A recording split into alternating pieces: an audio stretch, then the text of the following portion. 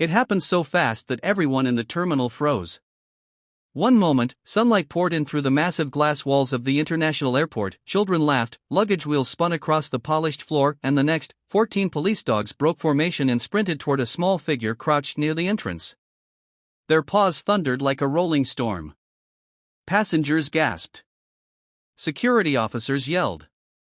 And in the center of it all, a tiny girl with a pink backpack clutched a piece of yellow chalk, staring up as the K9 unit surrounded her, drawing in a tight, silent circle. If you believe kindness deserves a second chance, please like, comment, share, and subscribe to our W Insights to support stories that remind us of the humanity still left in the world. The girl's name was Mira Elysian, only 7 years old, traveling with her aunt after months of difficult changes at home. After her mother passed unexpectedly, Mira had stopped speaking for weeks. Her drawings became her only voice, and they carried the feelings she couldn't say out loud.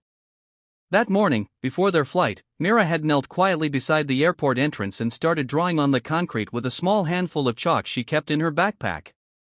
She moved her hands softly, almost tenderly, as if every line carried a piece of her heart. Most people simply walked past.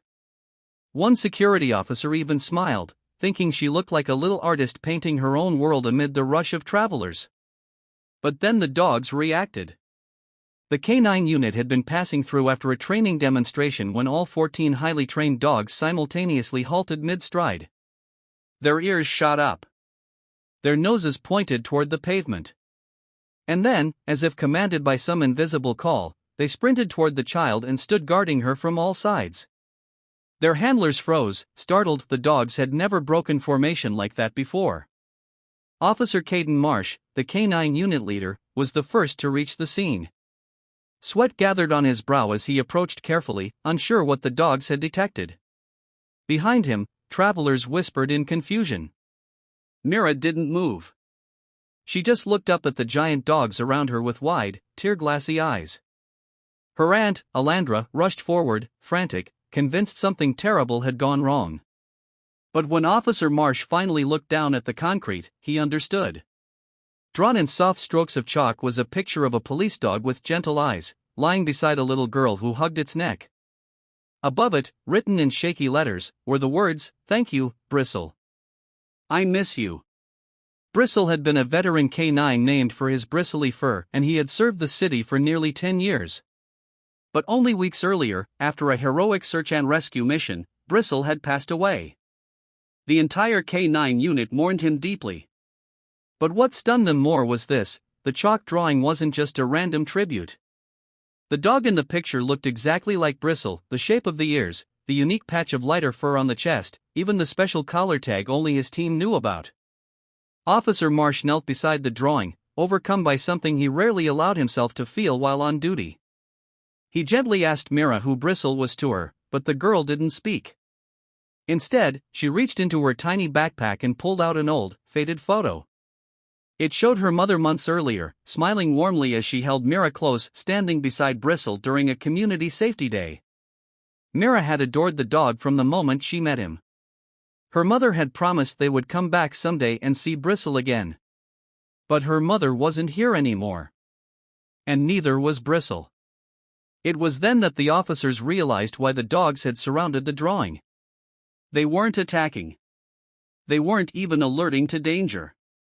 They were honoring one of their own. The dogs could sense it, the shape of him, the memory of him, and in a silent, instinctive moment, they had gathered to protect the picture of a fallen friend.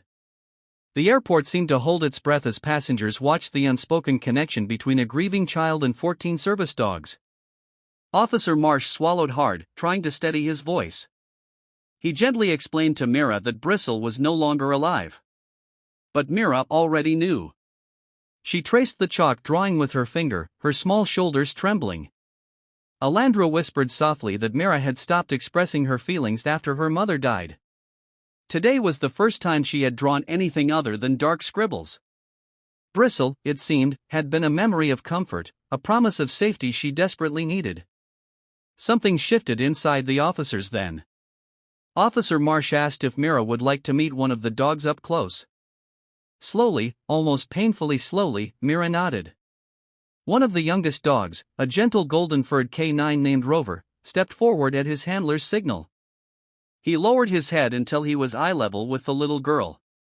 Mira reached out timidly, touching the soft fur just above his nose. And for the first time in months, according to her aunt, Mira spoke. Her voice cracked as she whispered, "You feel like Bristle." Alandra broke down. Even Marsh turned away for a moment, wiping his eyes before anyone could notice. Rover gently rested his head on the girl's lap, offering a connection words couldn't build. The other dogs remained in their protective circle, calmer now, as if they understood their mission was complete. Passengers who had gathered around began recording, but no one spoke. It was a rare, fragile moment of pure empathy between a child searching for her mother's warmth and dogs honoring the memory of their lost companion. The officers later decided to do something extraordinary. Before Mira boarded her flight, they presented her with Bristle's honorary service patch, a symbol usually kept only among the K-9 unit.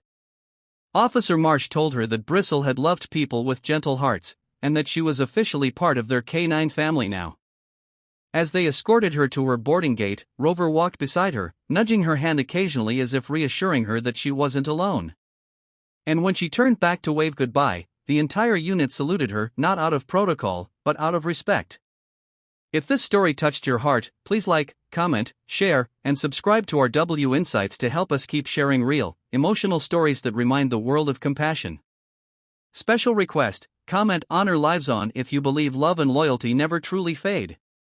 And so, in broad daylight, in the busiest place imaginable, one little girl, 14 police dogs, and the memory of a fallen hero reminded everyone watching that kindness still moves through this world quietly, powerfully, and often when we least expect it.